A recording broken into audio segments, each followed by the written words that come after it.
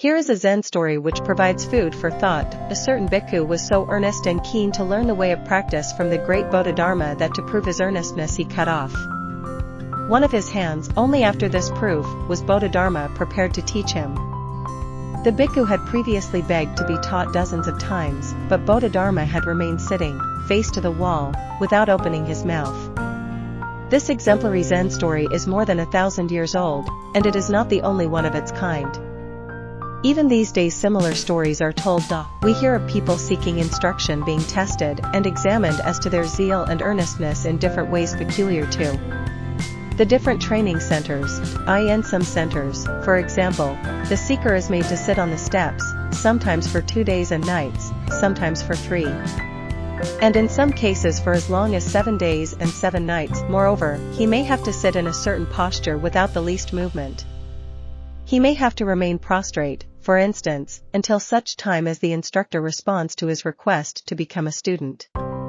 Compare this endurance test with the mere paying of respects by offering flowers, candles, and incense, which we consider adequate. So let the truth seeker understand the real significance of these customs and rituals and act in the way most conducive to his own well-being. 3. Paying homage to the Triple Gem, Buddha, Dhamma, and Sangha, the lighting of candles and incense in the shrine room in homage to the Triple Gem when formally receiving the meditation object or each time before starting to practice is yet another kind of devotional offering. Some people perform it as enthusiastically as if without it everything would be ruined. In this practice too the chronic disease of attachment to ritualism lingers on. How can a practice aimed at higher wisdom, supramundane wisdom, have anything to do with candles and incense? The explanation is as 4, 1, and 2 above. This practice of paying homage to the Triple Gem is usually motivated by clinging. A person who has really given his heart to the Triple Gem may light candles or not. To him it makes no difference, but if one is going to light candles and incense, one should not waste time making a big fuss about it. It has to do with social custom rather than with the practice of meditation. In the days of the Buddha meditators, especially the disciples of the Buddha, had nothing to do with candles and incense. They never bothered to take candles and incense along with them to the forest to light before beginning their practice. The meditator should consider well and decide what he will do in a case where this custom is being observed collectively by a number of people. In making his decision, he should have in mind his own convenience and at the same time avoidance of distraction and social friction. The buying of candles and incense and lighting them each time before beginning to practice shows in itself that this custom is typical of amateur meditators, people for whom the practice is only a passing fad. The meditator who is earnestly devoted to the practice, who practices continuously, like clockwork, in every posture, day and night, while awake and while asleep, will hardly have the time to make arrangements for lighting candles and incense each day.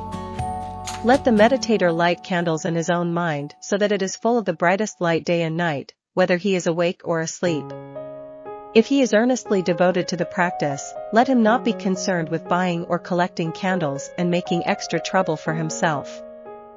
4. Confessing offenses, for bhikkhu, and taking the precepts, for lay follower, before beginning to practice. This is normally done regularly, as if a bhikkhu were always full of offenses against the Patimokkha. To go through the actions of confessing without having actually committed any offense is once again mere ritualism. Think a moment. Supposing a bhikkhu had committed a really serious offense, what then, is he to perform the same act of confession? If so, surely that act of confession would be an all the more meaningless ritual. Every bhikkhu should already be without fault or offense before beginning the practice.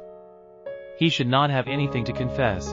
Performing the ritual of confession is, then, merely exhibitionism, a display of formalism or ritualism, the like of which never existed in the days of the Buddha. Such performances are time-wasting and distracting, if not disgusting. The taking of the precepts by laymen before the practice is to be interpreted in much the same way. This ritual is not found even in post-canonical works such as the Path of Purification, the Suttimagga, let alone at the time of the Buddha himself. The real meaning of confession and taking of the precepts is this: In order to practice mind training, the meditator must be pure in word and deed, so that he has no guilty conscience to disturb him. If he does have guilt feelings, his mind will be restless and unable to concentrate. He must first know how to adjust himself mentally so that the mind is steady and at ease. If he has done some wrong and his mind is harassed by guilt feelings, he must be intelligent and acknowledge his wrongdoing. A perfunctory confession or taking of the precepts before beginning the practice is ridiculous. The right thing for the meditator to do in this case is determine to solve the problem once for all, so that it will not come to trouble his mind during the practice time. Presumably a person whose temperament is dominated by belief, a follower of one of the theistic religions for instance, would confess his sins to the priest, who is supposed to receive the burden of sin on behalf of God, and with his mind thus purified begin practicing meditation. But if sins can be neutralized merely by being confessed, why practice meditation at all? The Buddhist practice of meditation is based on insight. The only way to overcome evil conditions is to develop insight by practicing meditation. Merely relying on ritual or belief will not help. Our perception of evil must be perception with insight. We must know what is the root cause of evil and how that cause can be eradicated. Knowing this, the mind will be pacified, calm enough to practice meditation. We have to be fully aware. We have to confess our faults all the time. We have to really see our faults as faults, seeing them together with their inherent dangers, and determined to improve ourselves by the power of insight. Then when the time comes to practice to achieve this result, the mind will be vigorous, enthusiastic, fit for practice. No feeling of remorse will cloud the mind. It will not recoil or become restless and distracted. Thus the meditator will succeed in his concentration, gradually developing it along with the power of insight. Seen in this light, the ritual of hurriedly confessing faults and taking the precepts just before beginning the practice is a farce. Utterly devoid of rhyme or reason, people attached to this ritual belong in the category of dabblers, amateur meditators. On the other hand, if the meditator deems it desirable to perform this ritual in order to avoid disharmony with others, he may do so. But in reality he has to be aware of his faults all the time, and practice meditation day and night in order to overcome them. 5. Submission to the Triple Gem. Another ritual that has come into existence is that of giving oneself up to the Buddha or to the Triple Gem. In this ritual Pali phrases are intoned, such as Imaham Bhagava Adabhavam Tumhakam Parakajami, which means here, O Blessed One, I dedicate myself to thee. This kind of ritual serves only to boost egotistic feelings. It never existed in the days of the Buddha. The extent to which this ritual is meaningful at the present day has to be carefully weighed up.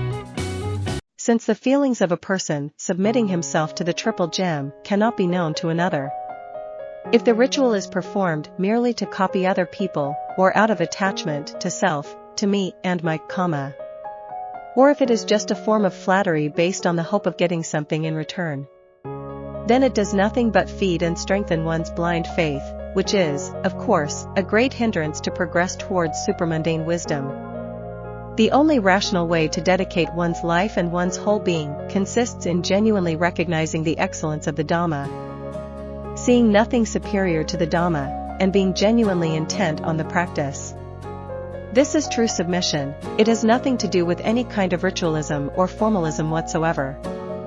Like confession of faults, submission to the Triple Gem ought to be practiced all the time. It should not be a mere gesture that the meditator performs just when he is about to practice. There are some people who have previously had no idea of submission to the Triple Gem, but who decide, on the spot, all of a sudden, to perform this rite of submission just in order to be with the crowd. For such people the crowd apparently carries more weight than does the Triple Gem. Such people have everything back to front, they are not ready for the practice of meditation. Their foundation is thoroughly unsuitable for the building of anything lofty and delicate. It is essential that the meditator should have submitted himself already, and that he have full confidence in the Triple Gem. Only then will his mind be full of the enthusiasm needed to carry him through the practice. 6. Submission to the teacher. There is in some centers a very strict rule concerning the ritual of submitting to the teacher. To be performed either in private or in public. Here again different Pali phrases are used for different cases. One commonly used formula is, Imahamakariya adabhavam tamakam parakajami. Here, O teacher, I dedicate myself to thee.